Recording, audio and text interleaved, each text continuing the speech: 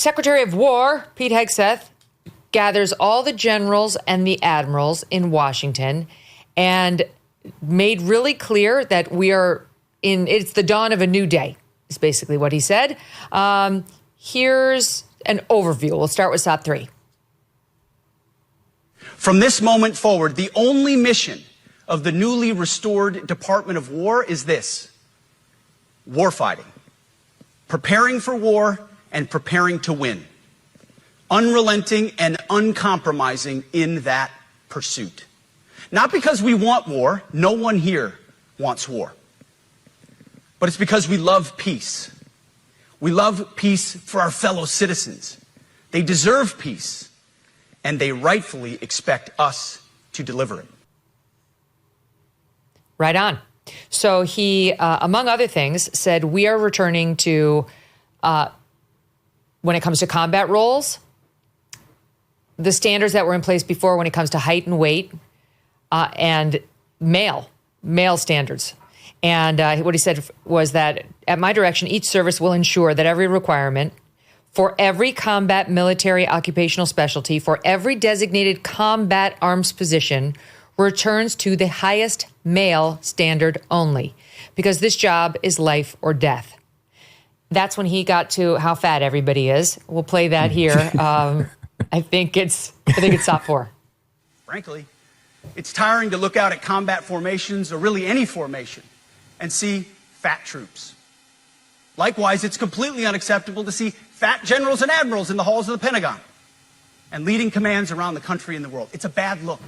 It is bad, and it's not who we are.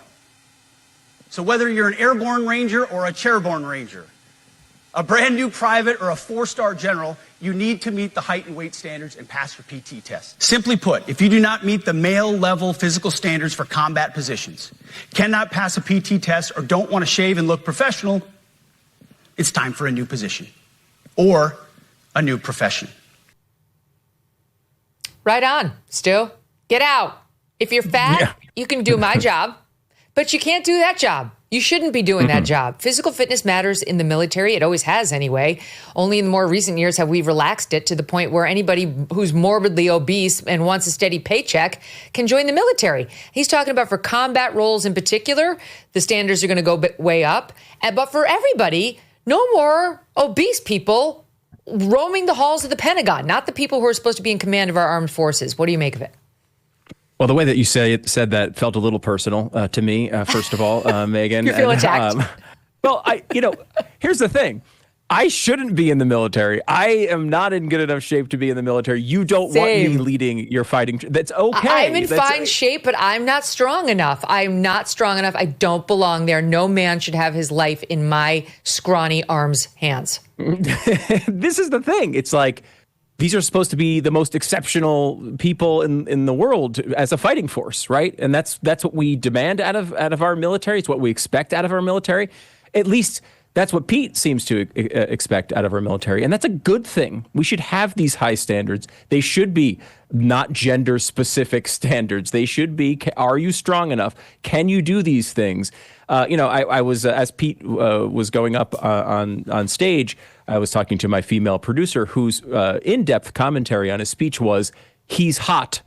And, look, I don't know, maybe he is. But, like, the guy's in good shape. He's a good front-facing person for our military. And I'm sure there are people in that room who are generals who are like, maybe hitting the yodels a little bit too much. That should change. We should have a military that provides an image of the most elite fighting force in the world. It shouldn't all be the fact that we have the most money and the most technology. We should have the best people set to the highest standards. And that's seemingly what Hegseth wants here. Exactly right. You can go, as I always say to staff who work here, if you don't want to ever be called in on an evening or on a weekend or over a holiday for breaking news, go work at KeyBank. It's a wonderful place.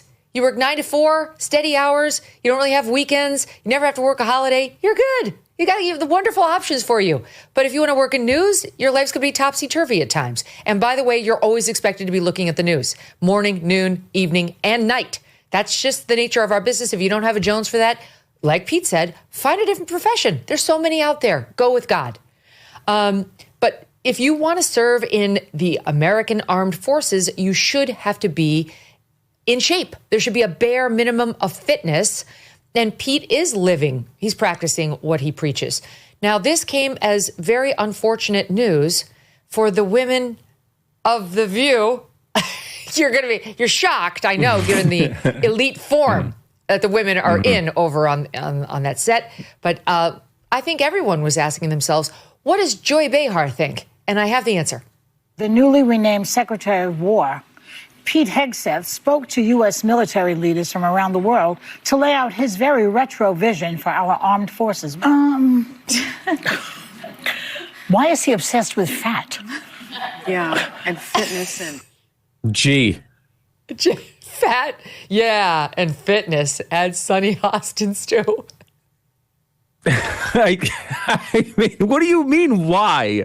We're talking about a military here. We're talking about a fighting force. Like, this is you're going to be intimidated by people that look like me. That's the problem. You don't want that in your military. You want someone who's going to step up and provide that image. And at the very least, obviously the weight is what's going to make all the headlines here. But really what that's about is discipline, right? It's about having discipline and drive.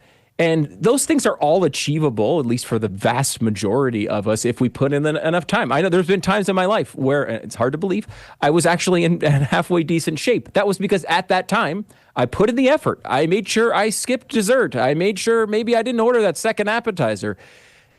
That's supposed to be something that we're kind of putting out there, I think, as a military to say, not only are we in shape, which is obviously vitally important when it comes to a fighting force, but also that we're disciplined, that we're doing everything that we can to put forward an attitude of discipline and something that is going to be the desire of the world. I want people to look at us and, you think about like the old Soviet military, just all fat generals and, their guts are hanging out like that. That's what I picture from every, movie about that era.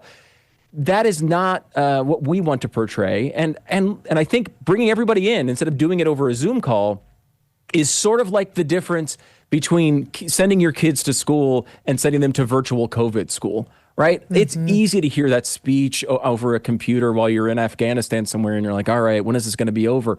Having to make that trip across the world and to sit down there and have to listen to that in person, this is a real priority. This isn't just a joke. It's not about just shaving your beard. It's about a standard that we're trying to set. And I think the message was actually received. Yes, get your act together. If not, Key Bank. It's wonderful. You get to sit all day. You have set hours. Nobody says a word about your physique. And if they do, you probably have a civil lawsuit against them. Different story in the military. Here's one more from Secretary of War Pete Hegseth, SOT 5. This administration has done a great deal from day one to remove the social justice, politically correct, and toxic ideological garbage that had infected our department, to rip out the politics.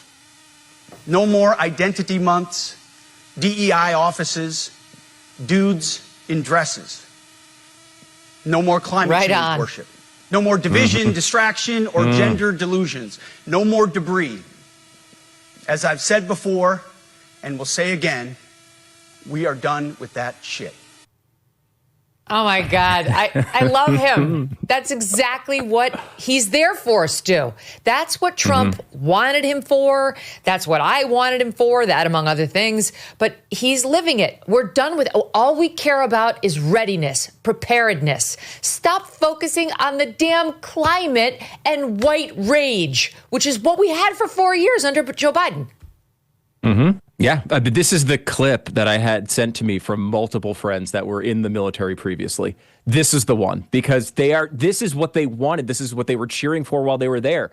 We had a guy who works here, one of our producers who's in the military, who literally stood up and cheered when he said this because we do have the best fighting force in the world, and they just want to be unleashed. They want to be unleashed to be able to do the things that they signed up to do, to work for the freedom of the American people, to extend the vision of our founders into today.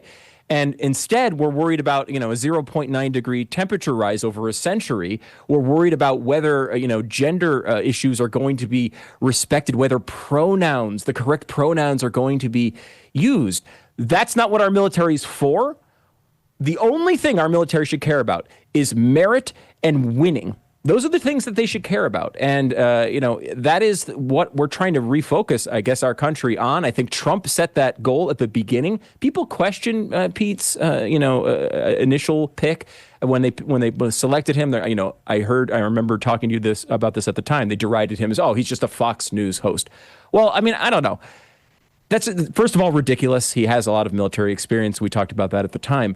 But the fact that he's able to communicate like this is a real positive for our military, for this vision. It's not just about having, checking the boxes on a piece of paper of what experience you have. No, who did Lloyd Austin inspire? No one. Right. Can you remember a single speech or comment he made in 4 years? I'm sorry, but he was not inspirational. There's Pete out there speaking face to face with these generals and these admirals and living it himself. Every day we see one of those fitness videos posted by Pete where he's training with the troops, with the rank and file, the war fighters, as he calls them, showing them, I'm not above anything. I will do exactly what you do. I won't ask you to do anything more than I ask of myself. When inflation jumps, when you hear the national debt is over $37 trillion, do you ever think maybe now would be a good time to buy some gold? Whether as a hedge against inflation, peace of mind during global instability, or just for sensible diversification, Birch Gold Group believes every American should own physical gold. And so they created something special. Until September 30th, if you are a first-time gold buyer, Birch Gold is offering a rebate of up to $10,000 in free metals on qualifying purchases. To claim eligibility and start the process, request an info kit right now. Just text MK to the number 989898. Plus, Birch Gold can help you roll an existing IRA or 401k into one in gold, and you're still eligible for a rebate and free metals of up to $10,000. So make right now your first time to buy gold and take advantage of a rebate of up to $10,000 when you buy by September 30th. Text MK to 989898 to claim your eligibility and get your free info kit now.